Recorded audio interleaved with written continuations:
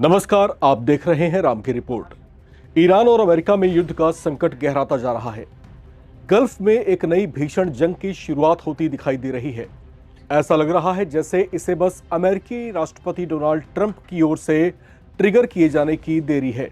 US president Trump पहले ही सार्वजनिक तौर से कह चुके हैं कि अगर ईरान ने अपने नागरिकों के खिलाफ बल और हिंसात्मक तरीकों का इस्तेमाल किया तो उसे कड़ा सबक सिखाया जाएगा।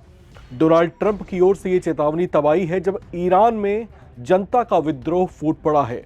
ईरान की करेंसी रियाल लगभग क्रैश होने की कगार पर है। डॉलर के मुकाबले इसमें ऐतिहासिक गिरावट का असर ईरान की जनता के जीवन पर पड़ने लगा है। लोग बेतहाशा महंगाई के साथ साथ कट्टर इस्लामिक नियम कायदों के खिलाफ सड़कों पर उतरे हुए हैं, आंदोलित हैं।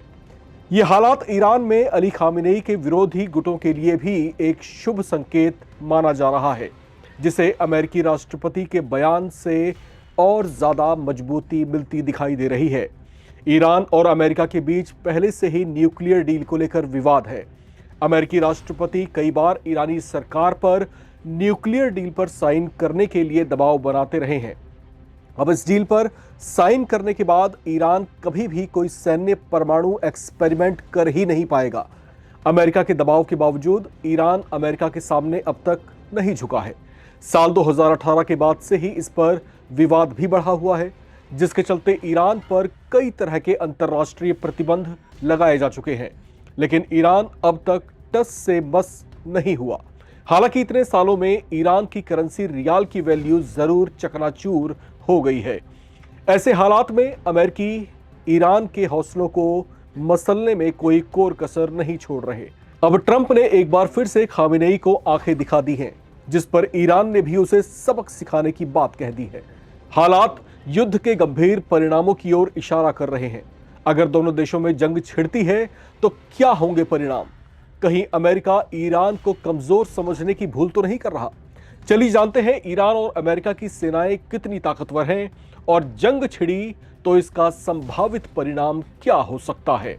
ग्लोबल फायर पावर इंडेक्स 2025 की सूची के मुताबिक दुनिया के सबसे शक्तिशाली 145 देशों की सूची में अमेरिका पहले स्थान पर है, वहीं ईरान 16वें स्थान पर काबिज है।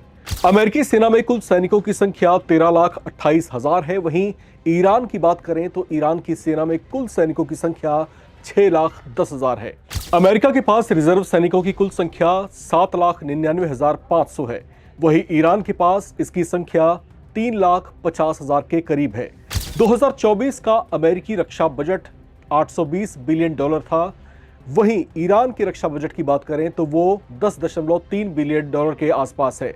अमेरिकी सेना में 4,657 टैंक्स हैं, वहीं इसके मुकाबले ईरानी सेना में 1,713 टैंक्स हैं। अमेरिकी सेना में आर्म्ड व्हीकल्स की संख्या 3,91,963 है। वहीं ईरान की बात करें तो इसकी सेना में आर्म्ड व्हीकल्स की संख्या 65,825 है।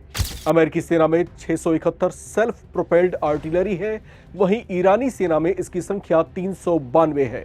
अमेरिकी सेना में रॉकेट लॉन्चर्स की कुल संख्या 641 है, वहीं ईरान की सेना में रॉकेट लॉन्चर्स की संख्या 1517 के आसपास है। अमेरिका के कुल विमानों की संख्या 13,043 है, जबकि ईरान में इसके मुकाबले कुल विमानों की संख्या 551 है।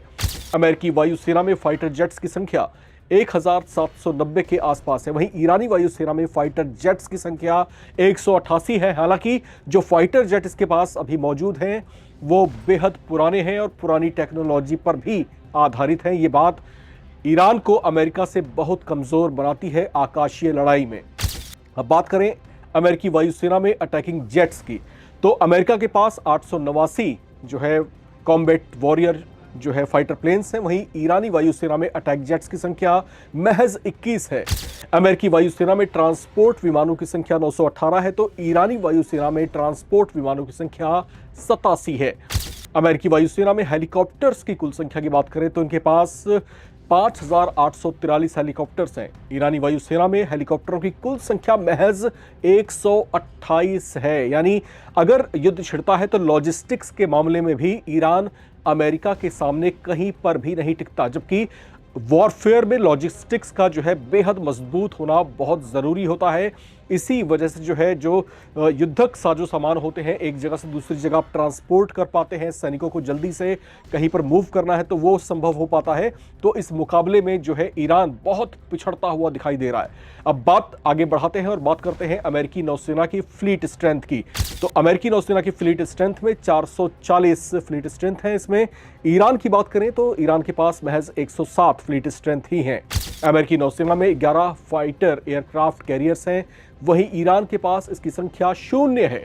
अमेरिकी नौसेना में 9 हेलीकॉप्टर कैरियर्स हैं, तो ईरान के पास भी ये संख्या यहां पर भी मात खाता हुआ दिखाई दे रहा है। इसकी संख्या जो है ईरान में 0 पर ही सिमटती हुई दिखाई दे रही है। अब बात करें अमेरिकी नौसेना में पनडुब्बियों की, तो अमेरिका के पास 64 पनडुब्बियां हैं, जिसकी संख्या भी वो जल्दी ही बढ़ाने वाला है। इसके मुकाबले ईरानी नौसेना में सिर्फ 25 पनडुब्बियां हैं, वो भी सोवियत जमाने की हैं, बहुत पुरानी है। टेक्नोलॉजी में अमेरिका से कहीं भी मुकाबले के काबिल नहीं है।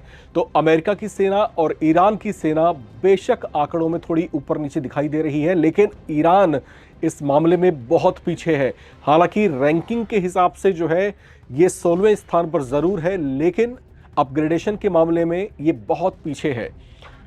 खैर, ईरान ने न्यूक्लियर डील पर अब तक साइन नहीं किया है, जिस पर अमेरिका लगातार उस पर जो है दबाव बना रहा था। ईरान उस पर से अब तक टस से मस नहीं हुआ है। और इसकी परिणति हुई क्या, इसका परिणाम आखिर हुआ क्या?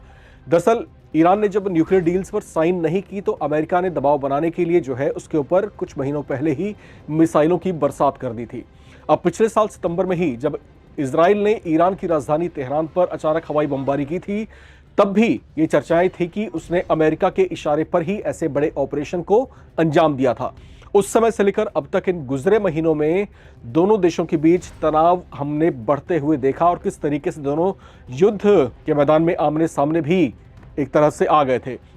इसमें कभी भी आमने सामने का युद्ध जो है अब शुरू हो सकता है, ऐसी बातें अब कही जा रही हैं। और इस युद्ध में दूसरी तरफ कौन होगा? दूसरे छोर पर होगा अमेरिका, जो दुनिया की सबसे बड़ी सैन्य ताकत है। खैर, यहां पर भी ईरान जता चुका है कि वो किसी के दबाव में नहीं आएगा और ना ही ऐसे हालात में वो न्यूक्लियर डील के मामले पर अमेरिका से कोई बातचीत करेगा। अलबत्ता ईरान ने ये चेतावनी भी दी कि अगर ईरान पर हमला होता है तो ईरान अपनी पूरी शक्ति, अपनी पूरी क्षमता से इसका जवाब देगा। अमेरिका और ईरान में तनाव अब बेहद चरम स्थिति पर है।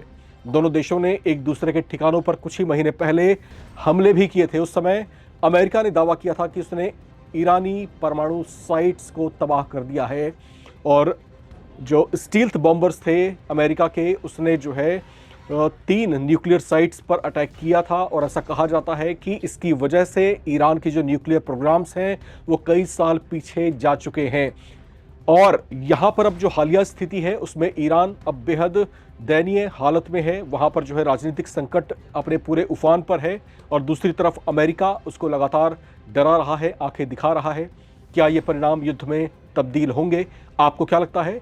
कमेंट बॉक्स में लिखकर जरूर शेयर करें। देखते रहें नवभारत टाइम्स।